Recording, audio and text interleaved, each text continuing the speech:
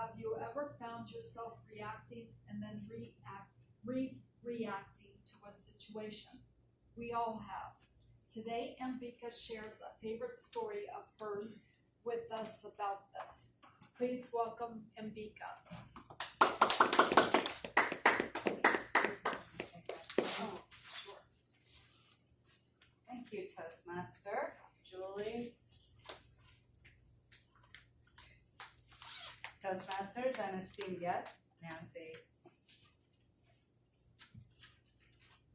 We all have a sub-conversation that runs through our minds at all moments.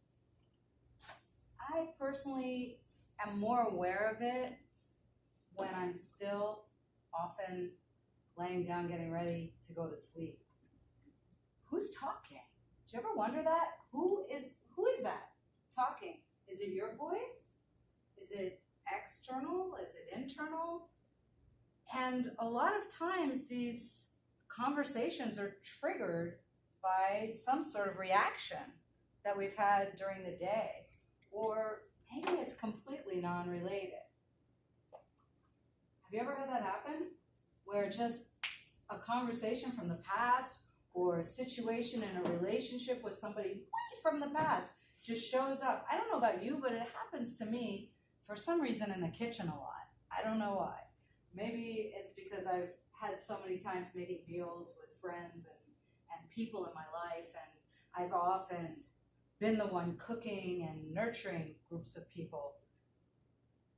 But it still fascinates me and confuses me equally about those conversations and those reactions, especially when I've already made an agreement with myself. I'm done with it. All right, I've got a solution. But then that conversation comes up. Have you ever had that happen? Yeah, I know you have. It reminds me of one of my favorite Zen stories. And it goes like this. There was an elder monk and a younger monk, and they had left the monastery to go out into town to do some errands and spent the day together. They were headed back to the monastery, and that took them out of town and towards a river. And as they came over the crest of the hill and they were coming down towards the river, they could see there was a beautiful woman sitting near the bank of the river. And she was dressed lavishly. And the elder monk stopped in his tracks.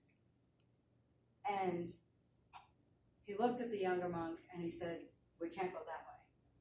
The younger monk just stood there while the elder monk went way out of the way to another place to cross the river. The younger monk chose not to go with him. Instead, he walked down the bank of the river to the woman and he went over to her to ask what's going on. Bowed to her. He could see she was dressed in a beautiful silk dress with very elaborate embroidery, her hair very beautiful and adorned with flowers. She was very upset because she wanted to cross the river, but she was afraid to get her dress ruined in the water, and also she couldn't swim. So he offered to carry her across the river. The elder monk from a distance was looking back at this, and this caused a great deal of anger in him and frustration. He turned his back to it, and he went his way, crossing the river, taking the longer path. The younger monk gently offered his back to the woman, lifted her up, and carried her across the river. Placed her down on the other side and bowed. By that point, he could see the elder monk had made his way to a large tree and was waiting in the shade. When the younger monk got there, the elder monk scolded him. "Why have you done this? You know it's against our rules. We shouldn't be carrying women. We shouldn't be looking at women. We definitely shouldn't be touching them. You've totally broken your vows and your rules for the monastery." The younger monk just took it in looked at his elder as a teacher, and quietly they made their way up to the front gate of the monastery. Although, you know, when you're in a situation like that, it's kind of uncomfortable, and you can feel the inner conversation in the other person. They got up to the gate of the monastery, and again the elder monk just went off on him, started yelling at him again. Again, the younger monk just listened, took it in. And when the elder monk had finished his ranting, the younger monk said, I carried the woman across the river and then placed her down and went on with you. Obviously, you're still carrying her.